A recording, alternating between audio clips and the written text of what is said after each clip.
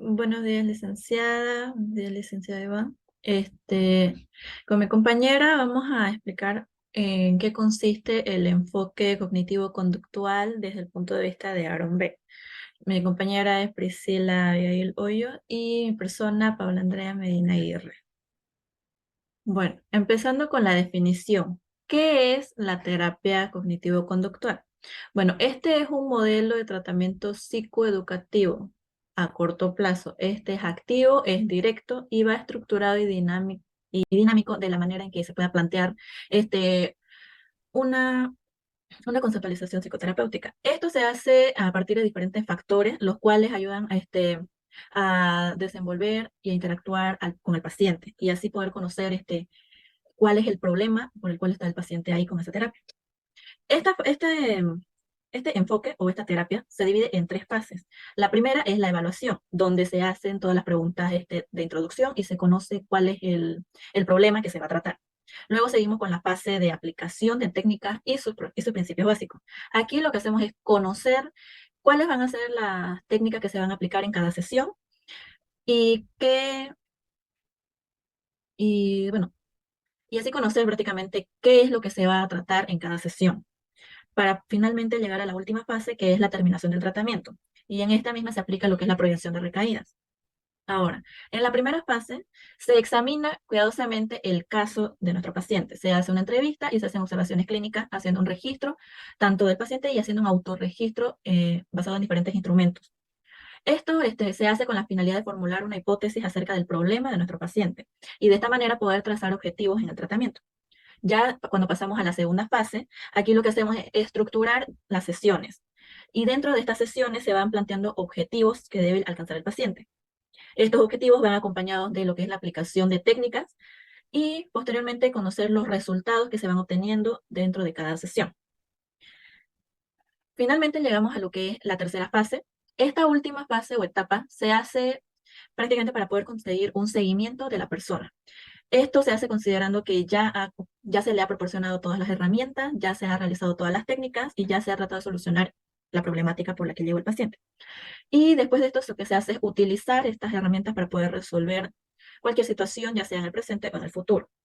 Posteriormente, lo que se hace es buscar la manera de que no se llegue a una recaída, es decir, que asegurarse de que el paciente siga con las técnicas y siga con todo lo que se logró aprender dentro de estas sesiones para que lo aplique aún ya sin la necesidad de que esté asistiendo a terapia, sino que lo aplique en su vida diaria. Ahora, ¿cuáles son los procedimientos a seguir en cada una de estas fases de intervención? En la primera fase se hace la sesión inicial. Aquí se establece el plan a seguir durante toda la terapia. Para esto se llega a hacer un control de estado de ánimo. Esto se hace utilizando objetivos puntuales para poder determinar en qué estado está llegando y a qué estado se quiere llegar al final de la sesión. Esto seguidamente se revisa el problema que se presenta y actualizarlo. Esto quiere decir que luego de las primeras preguntas se logra localizar cuál es el problema y al decir actualizarlo se refiere a que tenemos que hacer como un análisis general para ver hasta dónde ha llegado el problema, si está apenas iniciando, si está de manera progresiva o si ya está como en la fase más grave. Ahora, una vez identificado el problema, se establecen los objetivos, es decir, a dónde quiero llegar con esta sesión. Si la persona está apenas empezando a mostrar signos o indicios de ansiedad, de estrés o disociación o hiperactividad, impulsividad, pues entonces se plantean objetivos a partir de para poder hacer que el paciente tenga un control emocional, para que pueda tener bueno, pueda obtener el resultado que está esperando. Pasamos a lo que es instruir al paciente acerca del modelo cognitivo, es decir, que aquí se le explica todo el proceso que se va a llevar en cada sesión. Se le explica qué es el modelo, en qué consiste, cómo se va a trabajar con su caso en específico, y en base a esto, pues averiguamos las expectativas del paciente, es decir, qué tenía en mente el paciente al momento de llegar a la terapia. Tal vez solamente quería un diagnóstico, quería un seguimiento, quería un tratamiento completo, o qué es lo que está esperando obtener de estas sesiones. Seguido de esto, lo que hacemos es instruir al paciente respecto a su trastorno, es decir, informarle qué es el trastorno que está padeciendo, qué síntomas se ven, qué consecuencias puede haber, cuáles de todos estos síntomas y consecuencias se ven reflejados en su caso. Y después de una explicación de esto y hacerle entender al paciente qué es lo que tiene, se fijan tareas para el hogar, es decir, tareas que el paciente va a ir realizando en su vida cotidiana después de las sesiones para ver cuál es el avance, cuál es el procedimiento que ha estado logrando y hasta dónde ha logrado llegar en su vida cotidiana. Pasado esto, se hace una síntesis de todo lo que se llegó a hablar y todo lo que se llegó a avanzar dentro de la sesión. Es decir, que si bien el paciente llega quizás sin saber nada y asustado en muchas cosas, bueno, al final de esta sesión, el paciente ya tiene un conocimiento más claro de qué es lo que tiene, cómo se va a tratar, y con esto se hace una retroalimentación por parte del paciente. Es decir, que aquí el paciente ya empieza a decirnos si ya está más tranquilo con todo el conocimiento que ha adquirido, y si ya con esto, bueno, puede continuar con la terapia. Con esto pasamos a la segunda fase. Esta segunda fase se va a dividir en 6 sesiones. En la primera sesión, lo que se hace es que a través de una hoja de autoobservación se introduce la diferencia entre el pensamiento y la realidad. Es decir, qué es lo que pasa por la mente de nuestro paciente y hacerle entender cuáles son las realidades. Es decir, que tal vez está sobrepensando, sobregeneralizando, pues entonces con esta hoja se va a poder llegar a visualizar cuál es la realidad y cuál es su pensamiento. Ahora, seguido de esto, lo que se hace es una explicación de la focalización gradual del problema para posteriormente hacer tareas para la casa. Aquí se añade lo que es el autorregistro, es decir, que ya sea correcto o incorrecto, lo que necesitamos es que él tenga un pensamiento redacte todo lo que es su pensamiento automático, toda su conducta, todo lo que el paciente va viendo, pues que lo anote y ya con eso podemos tener una idea de cómo es su diario vivir desde su punto de vista. Con esto se hace un feedback, es decir, un resumen de la sesión, y con esto podemos pasar a la siguiente sesión. En la siguiente sesión lo que se hace es analizar con el paciente los problemas que se han visto entre las sesiones. Es decir, qué problemas he logrado detectar como terapeuta en la sesión inicial, en la primera sesión, para poder trabajar en esta segunda sesión. Con esto volvemos a hacer la focalización, pero ya en nuestro segundo problema. Con esto lo que hacemos es pedir evidencias para los pensamientos automáticos analizados, es decir, todos los pensamientos automáticos y conductas que se encontraron en la primera sesión se trabajan aquí en la segunda. Volvemos a hacer un feedback, un resumen, pero esta vez de su ensayo conductual. Con esto hacemos una relación de las tareas de la conducta y la modificación de los pensamientos automáticos. Para finalizar esta sesión, lo que hacemos es dar una lista de tareas para la casa, donde esta vez lo que tiene que hacer nuestro paciente es añadir las pruebas de realidad para sus pensamientos automáticos. Y con esto hacemos unas nuevas tareas conductuales para graduarlo. Volvemos a hacer un feedback, un resumen de nuestra sesión, para poder tener todo listo para la siguiente. En nuestra siguiente sesión, lo que hacemos es finalizar con el paciente todos los problemas que hayamos visto hasta el momento, para luego introducir técnicas. Aquí se introducen ya todas las técnicas de doble columna. Esta se hace con la finalidad de poder tener un mejor control de todos los problemas que se vayan viendo con el paciente, y en esto se escogen 2 pensamientos automáticos para registrarlos en esta sesión. Continuamente hacemos una revisión de las tareas conductuales, una relación de modificación del pensamiento, y al igual que en la última sesión, se vuelve a hacer una lista de tareas para la casa. Y en este caso se hace en doble columna con nuevas tareas graduales, y finalizamos con lo que es el resumen de la sesión, para poder ir conociendo el avance que ha tenido desde que empezó hasta este momento, que ya estaríamos a la mitad del procedimiento. Para este momento ya se habrían aplicado diferentes técnicas, tanto dentro de la sesión como a modo de tarea para su casa, para que pueda tener un mejor manejo de estas técnicas en su vida diaria. Seguimos con la siguiente sesión, se hace el mismo procedimiento, a partir de aquí se hace prácticamente el mismo procedimiento, simplemente aplicando técnicas diferentes y objetivizando problemas o puntos de conducta diferentes en cada sesión. Es decir, que de aquí en adelante lo que se hace es lo mismo, hacer un finalizamiento de los problemas que se hayan visto hasta el momento, es decir, darle un cierre a cada problema y de manera individual, seguido de unas técnicas de autorregistro para conocer los pensamientos automáticos que se vayan presentando hasta el momento, una revisión de tareas conductuales, una relación de modificación de pensamientos y tareas para la casa, donde se puede aplicar una técnica diferente en cada sesión. Finalizaríamos con el resumen de las sesiones, para poder no solo nosotros tener un seguimiento, sino que también el paciente pueda ver cuánto ha sido su progreso hasta el momento y cuánto le falta por terminar para poder finalizar con el tratamiento. Una vez llegamos al final del tratamiento, lo que se busca es dividirlo en 2 sesiones. Una para finalizar y la otra para hacer cualquier prevención de riesgo, cualquier prevención de recaída. Y bueno, en la primera sesión de esta última fase se hace la terminación del tratamiento, es decir, que aquí la terapia ya se convierte pues, en un proceso de tiempo limitado, obviamente. Y este proceso se hace para ver que el paciente ha logrado un avance, se termina con todo problema que haya existido. Y aquí lo que se hace es mostrarle, ¿no?, al paciente todo su recorrido, todo eso, y darle cualquier pauta, ¿cómo se hace como una sesión final, donde se muestra el recorrido del paciente. Y aquí lo que se hace es que ya, como es el último momento en el que se vamos a probablemente a topar con el paciente, se,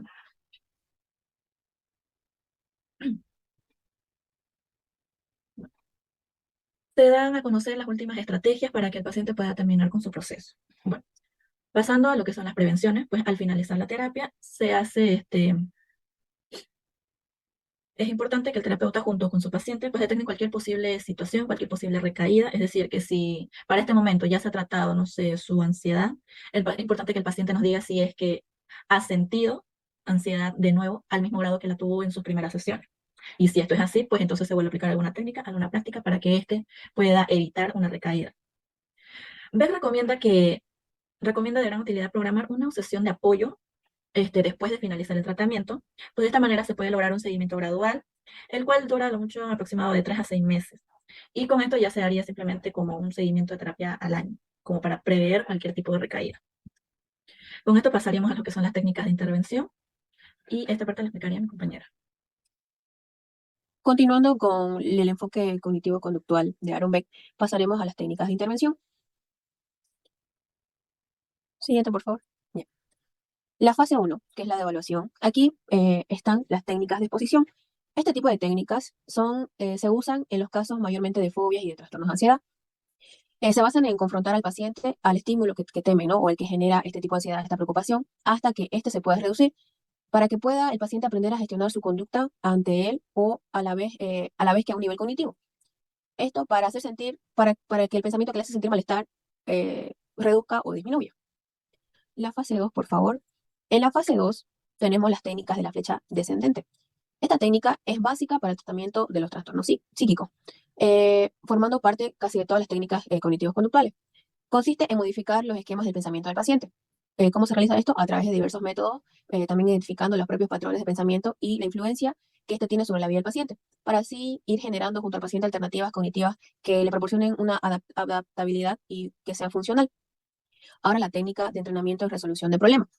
Es un tipo de tratamiento por el cual se pretende ayudar al paciente, ¿no? A hacer frente a situaciones que por sí mismo él no puede solucionar, que no es capaz. Luego están las técnicas operantes para la modificación de conducta. Este tipo de técnicas permite motivar y contribuir a que el paciente pueda aprender nuevas conductas, también a reducirlas o también a modificarlas mediante la aplicación de refuerzos educativos. Dentro de esta técnica podemos encontrar el moldeamiento, el encadenamiento, para así poder potenciar conductas adaptativas, poder potenciar el reforzamiento diferencial y también para reducir conductas o por lo contrario cambiarlas por otras y también la asociación. Siguiente, por favor. También tenemos la técnica de modelado. El modelado es un tipo de técnica en la que un individuo tiene que realizar una conducta o interactuar en una situación con el objeto de que el paciente observe. Y este aprenda de una manera a actuar, de una manera concreta, a actuar para que sea capaz de imitarlo. Entonces se busca que el observador modifique la conducta y el pensamiento para así dotarlo de herramientas para afrontar determinadas situaciones. También tenemos la técnica de desensibilización sistemática. Eh, Aquí esta técnica es semejante al de la exposición, ya que se establece una jerarquía de estímulos ansiógenos a lo que el paciente va a exponerse.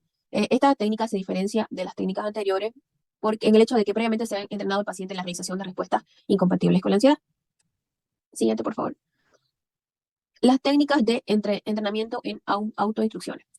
Esta técnica se basa en el papel de estas sobre la conducta. Se trata de que las instrucciones con las que guiamos nuestra propia conducta, indicando qué y cómo vamos a hacer algo, las cuales están teñidas por la expectativa hacia los resultados a obtener o hacia la propia eficacia. También tenemos la técnica de inoculación de estrés. Esta técnica se basa en la preparación del sujeto de cara a hacer frente a posibles situaciones de estrés. Lo que se quiere es ayudar al paciente a entender cómo este estrés le puede afectar y también cómo hacerle frente, para también después poderle enseñar técnicas cognitivas y conductuales para que las practique y pueda tener una vida cotidiana, una vida normal, pueda afrontarla. Ahora pasamos a la fase 3, que es la terminación del tratamiento y la prevención de recaída. Aquí tenemos la técnica de autocontrol.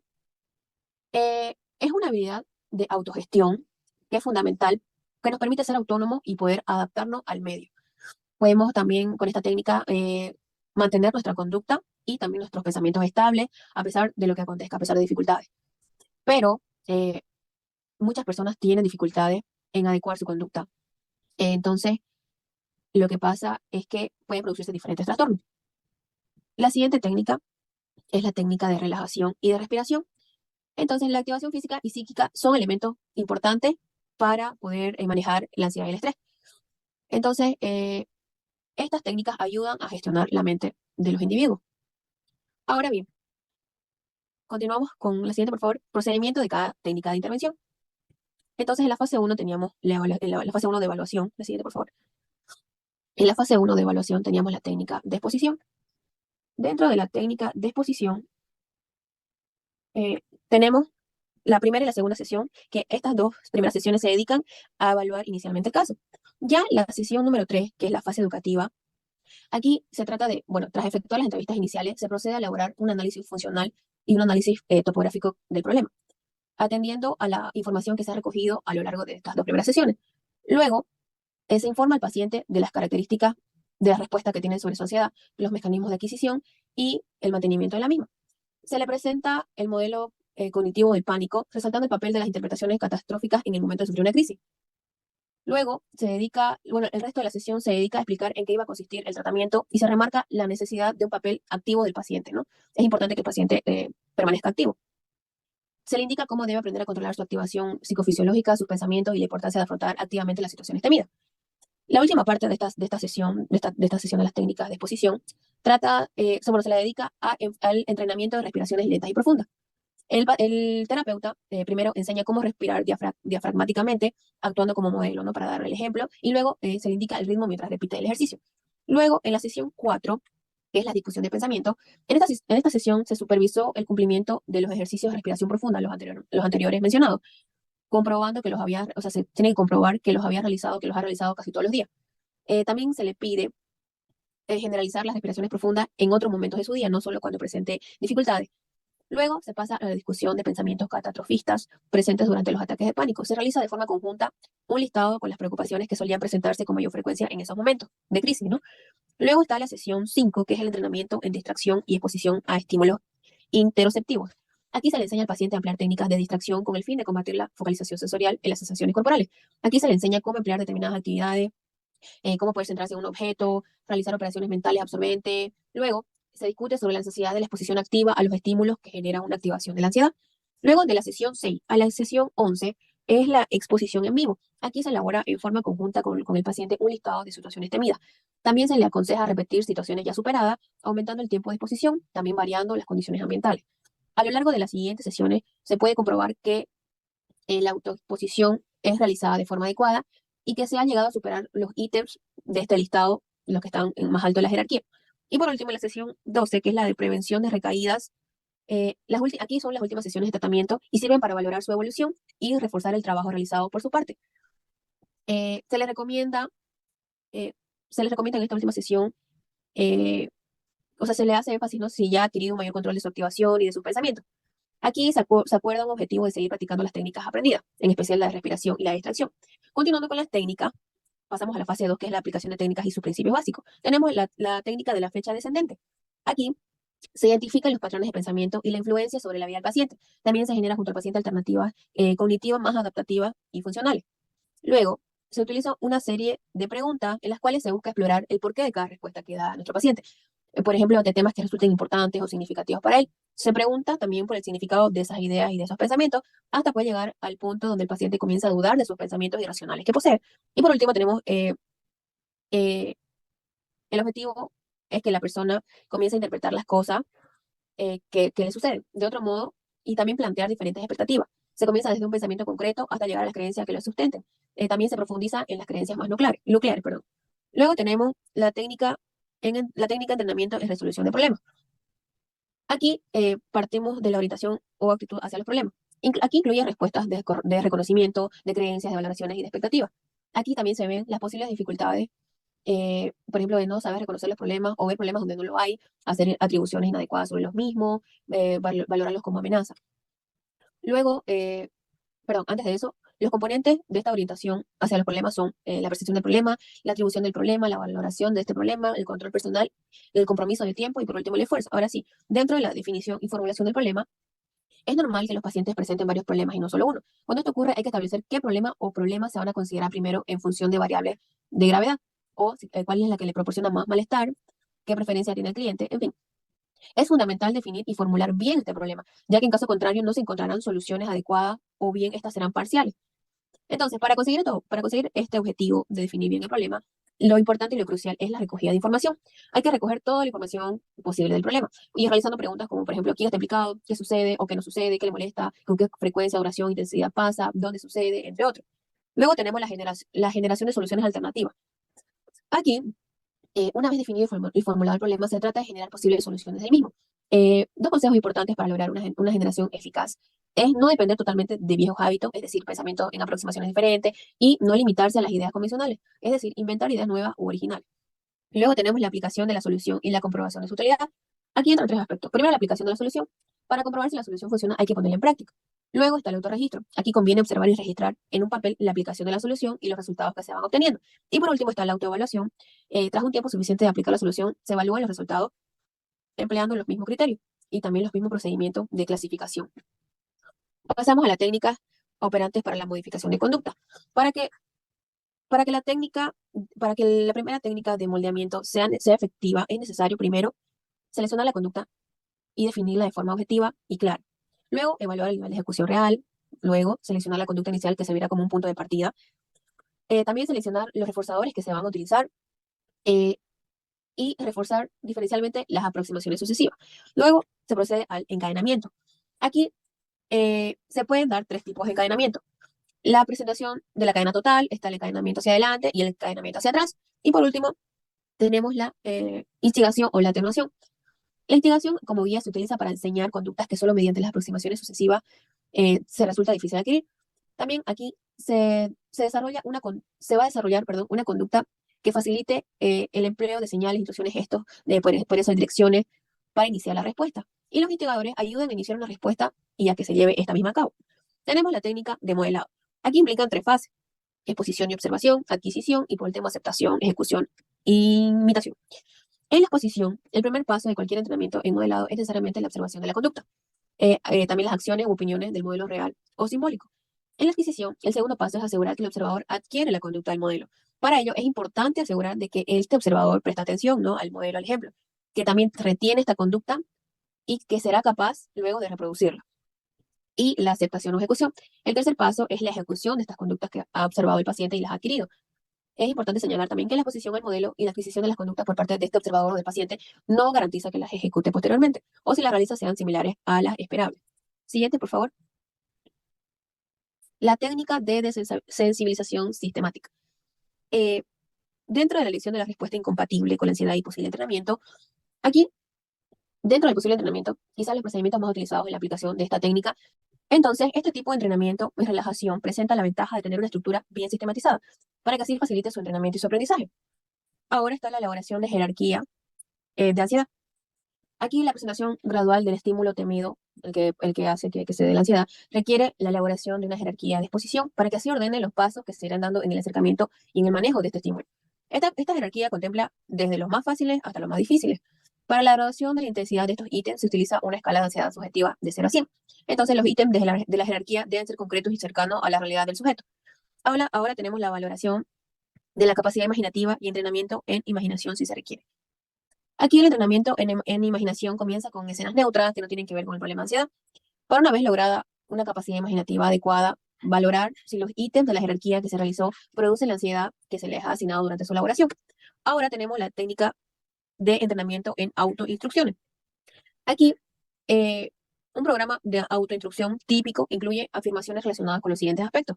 La identificación de la situación problemática. Aquí se debe interrogar sobre la situación que hace explícito el problema y qué componentes tiene y si permite la comprensión del contexto que se debe abordar. Luego está centrar la atención sobre el problema.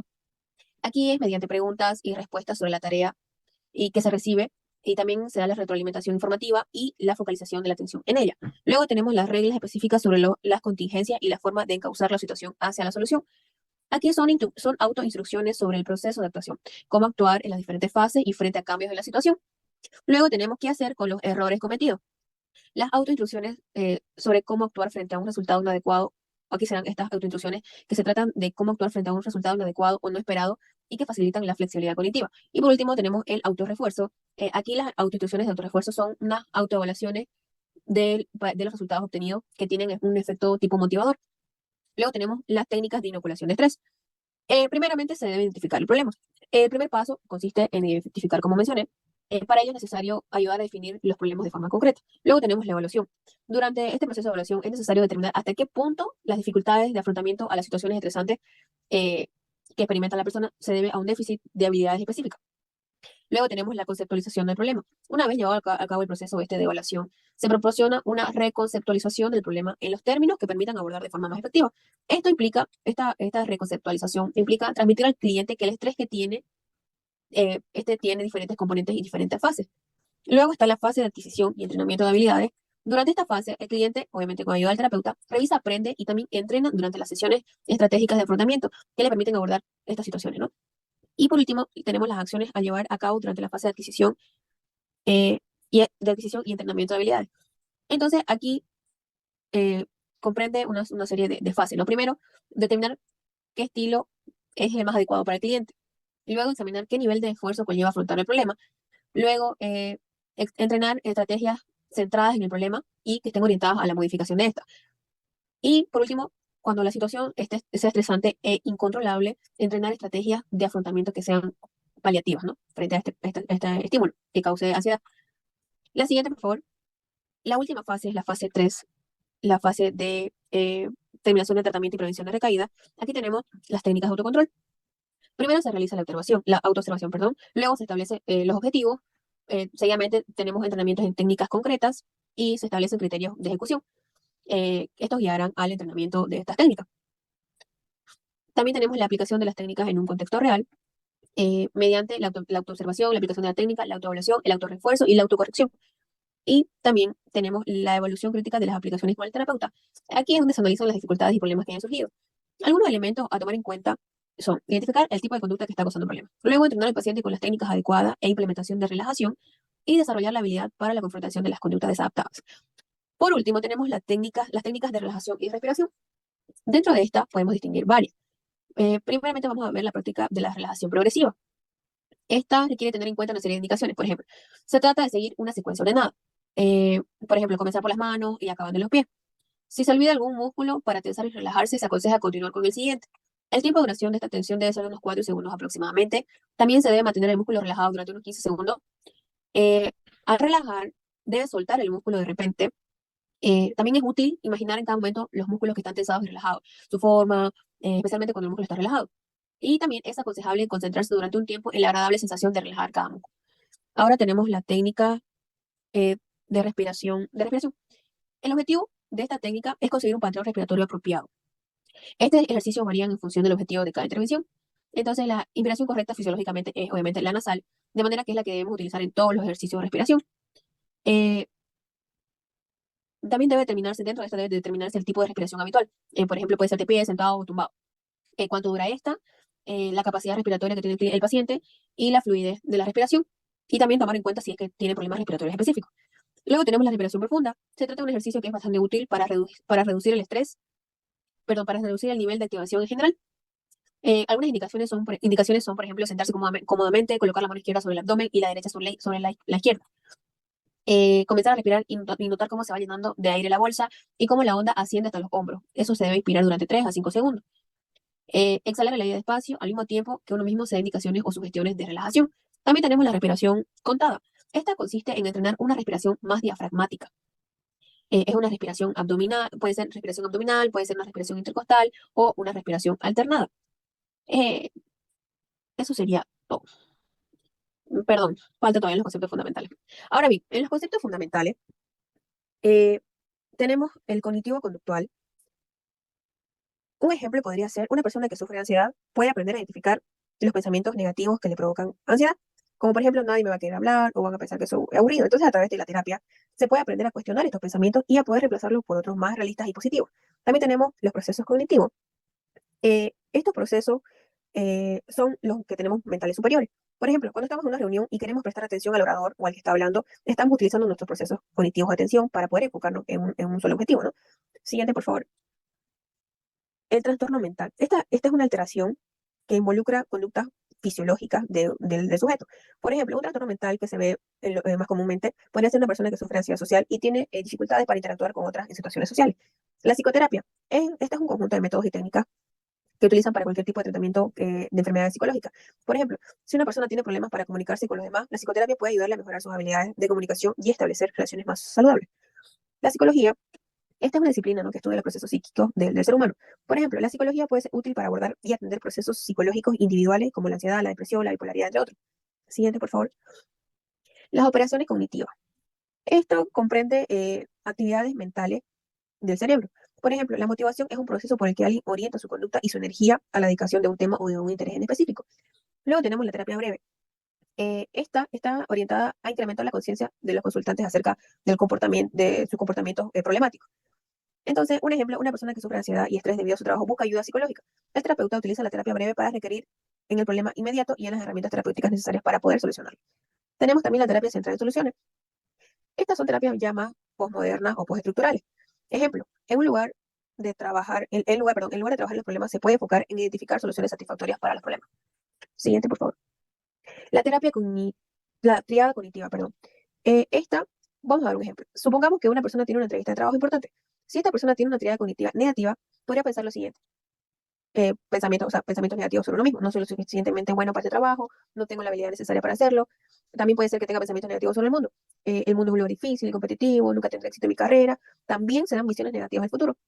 Como por ejemplo, si no consigo este trabajo, nunca encontraré una mejor, mi carrera está destinada al fracaso, etc. Terapéutico. Esta es una rama eh, que tiene que ver con el tratamiento de las enfermedades. Ejemplo, una persona que está experimentando ansiedad y estrés en su vida cotidiana decide buscar ayuda terapéutica para manejar sus emociones y mejorar su bienestar mental. Siguiente, por favor. Perdón, falta la terapia cognitiva. Esta es una actividad terapéutica de carácter psicológico. Ejemplo, la terapia cognitiva también puede ayudar a manejar el estrés crónico y se puede identificar y reemplazar pensamientos negativos que contribuyen al estrés. Siguiente. Distorsiones cognitivas.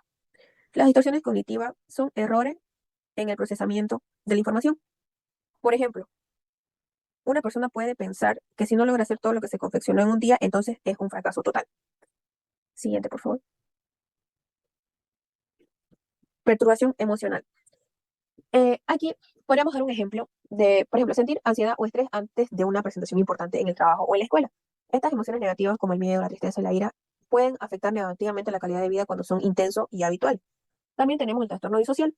Este trastorno se caracteriza por ser un patrón repetitivo en el comportamiento. Por ejemplo, actuar de forma egoísta, mostrar insensibilidad ante los demás, ante los sentimientos de los demás, causar daños a la propiedad, mentir, robar sin sentir ningún tipo de culpa. Siguiente, por favor. Ansiedad es una sensación ante eventos amenazantes. Aquí reina la tensión física. Por ejemplo, temer que su casa sea robada, cerrar la puerta con llaves repetidamente y tener miedo de salir. Autorregulación. Esto se trata de controlar nuestro comportamiento y ajustarnos a las expectativas y patrones que demanda la sociedad. Por ejemplo, una persona no tiene un muy buen día y es consciente de ello. Entonces, ese día un amigo le hizo una broma. En lugar de reaccionar de manera impulsiva, la persona se toma un momento para respirar profundamente y así reflexionar antes de responder. Esta persona autorregula sus emociones y no se descontrola. Ahora tenemos la siguiente, por favor. Integración. Por ejemplo, en integración, el desarrollo de un proyecto de vida que involucra la integración de diferentes aspectos de la persona, como por ejemplo sus objetivos, sus valores, sus habilidades y recursos, para poder lograr un desarrollo humano integral. Este proceso se busca integrar tanto los aspectos internos de la persona como sus pensamientos y emociones, también los aspectos externos como el contexto social en el que desenvuelve. Entonces es un conjunto de todo lo mencionado. El pensamiento automático. Este surge de forma espontánea y libre. Por ejemplo, una persona se encuentra realizando una tarea rutinaria, como lavar los platos, y su mente comienza a divagar, pensando en otras cosas sin prestar atención a lo que está haciendo de manera consciente. También tenemos la intervención. Estos procesos son estructurados y sistemáticos. Pretenden producir cambios en el comportamiento. Por ejemplo, un psicólogo puede intervenir en un paciente que sufre de ansiedad, ofreciéndole terapia cognitivo-conductual para ayudar a identificar y cambiar sus patrones de pensamiento negativos. Siguiente, por favor. Los productos cognitivos. Esto hace referencia a la interacción de la información que se posee, a los esquemas y las creencias de los procesos cognitivos. Por ejemplo, con la inhibición, la persona es capaz de controlar los impulsos y evitar distracciones para mantener el enfoque en una sola tarea, como resistir la tentación también de revisar el teléfono mientras se estudia. También tenemos el esquema cognitivo. Por ejemplo, cuando una persona conduce un automóvil, la persona tiene un esquema cognitivo de cómo conducir un automóvil, que incluye conocimiento sobre cómo encender el motor, cómo cambiar de marcha, cómo frenar, cómo girar, etc. O sea, consiste en saber todo lo que respecta a conducir un automóvil, ¿no?, mediante conocimientos previos. La creencia es un estado mental que puede tomar una proposición verdadera o falsa. Por ejemplo, pensar y decir, soy un incompetente. Siguiente, por favor. El trastorno negativista desafiante.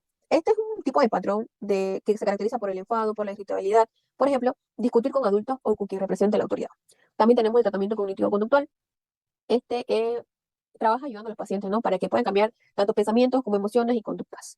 Por ejemplo, una persona que sufre de ansiedad social y tiene dificultades para interactuar con otras en situaciones sociales. Esta persona decide buscar ayuda profesional y comienza un tratamiento cognitivo-conductual. Durante las sesiones de terapia, el terapeuta trabaja con la persona para identificar y analizar los pensamientos negativos y distorsionados que surgen en esta situación. Las técnicas operantes.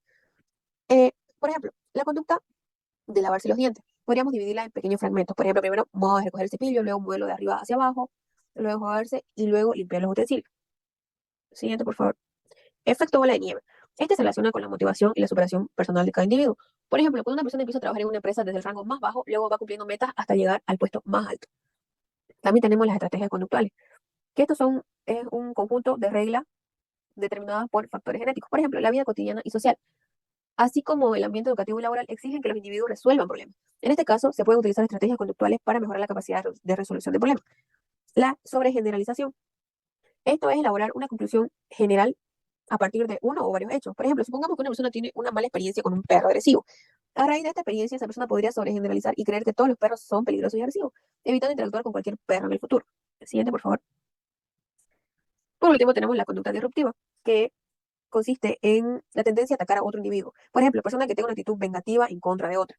También tenemos, para finalizar, las estrategias cognitivas, que son acciones que están organizadas internamente en el individuo para poder procesar información y autorregular dicho procesamiento. Por ejemplo, podemos utilizar la estrategia de visualización para imaginar cómo nos gustaría que fuera nuestra vida en el futuro y luego trabajar para hacer realidad esta visión. Eso sería todo. Muchas gracias. Hasta luego.